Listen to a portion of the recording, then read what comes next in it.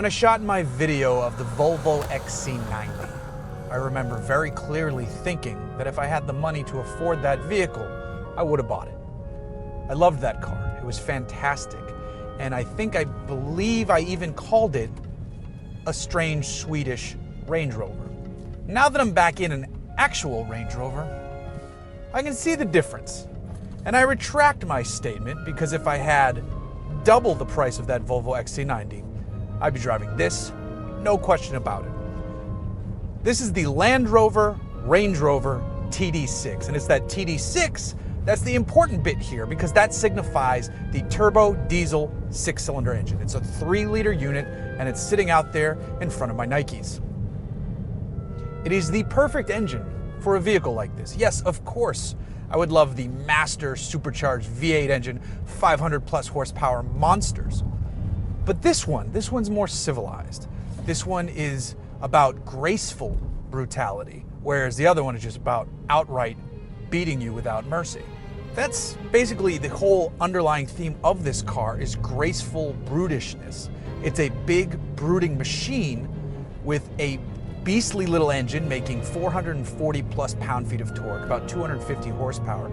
And it's more than enough to hustle this gotta be at least 5,000 pound plus machine around town and down the highway. In fact, Land Rover says if you mash it from a stop, it'll hit 60 in 7.4 seconds.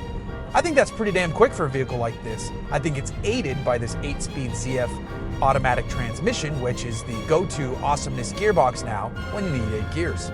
Graceful brutishness, from its boxy yet stylish exterior, to its big wheels, to its air suspension, to its comforting, cozy, stylish interior that's also still damn good looking, this Range Rover really has it all and encompasses that theme.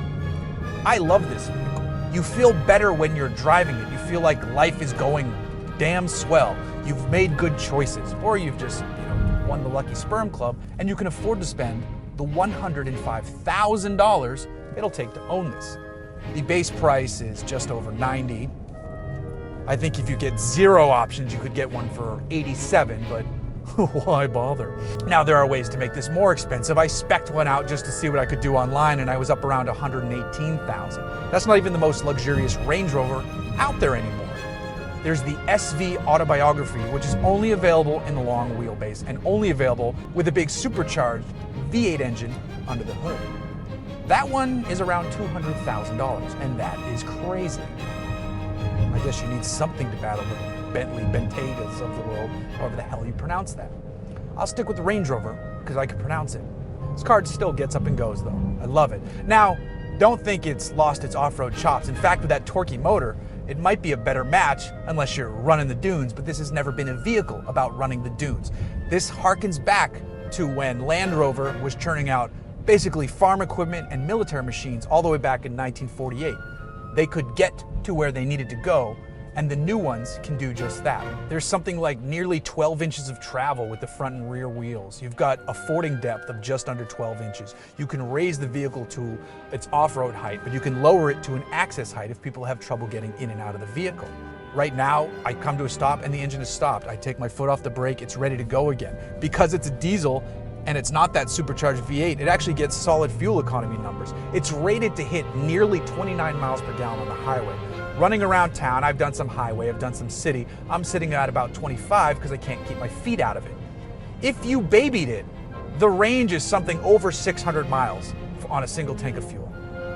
That's astonishing for a massive Range Rover. Now, they also offer this powertrain in the Sport, and it's just a few ticks quicker to 60, but I'm one of the few people who actually prefers the big dog Range Rover to the Range Rover Sport. I like the way it looks better. Your rear passengers have more headroom. I think it's a vehicle with just a little bit more curbside presence, and when you're spending this much money, I think you kind of want that in there. This vehicle is the king of the road, and you can put your foot in it, and it still goes. You let your foot off. It's not an overly clattery diesel. You can't really even hear it from inside the cabin until you put the boot to it. This is one of my favorite vehicles on the planet, and it doesn't do burnouts that I like to do. It doesn't do donuts. It doesn't do dumb shit unless you count getting dirty, foolish stuff, which it can do easily. And then you sit in your seat, and it's cool, and you have your Meridian sound system playing. and the vehicle does everything you want and more. That's what a Range Rover is all about. And the TD6 offers that. This thing's just fantastic.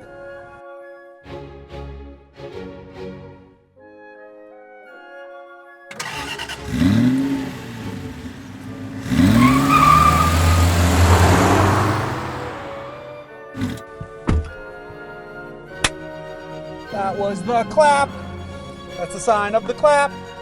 That's when you clap. There's also a button right here that says ASL. I have no idea what it does, but I've been shouting 35 male Huntington Beach at it for about an hour and it hasn't responded yet. I don't know what that does.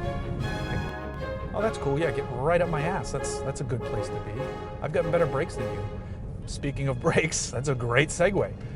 This is wearing Brembo, 6-piston front, 4-piston rear. They're just under 14-inch rotors in the front, and they're just over 14-inch rotors in the back. Plenty of stopping power, which is a very good thing on a vehicle of this size. Good night.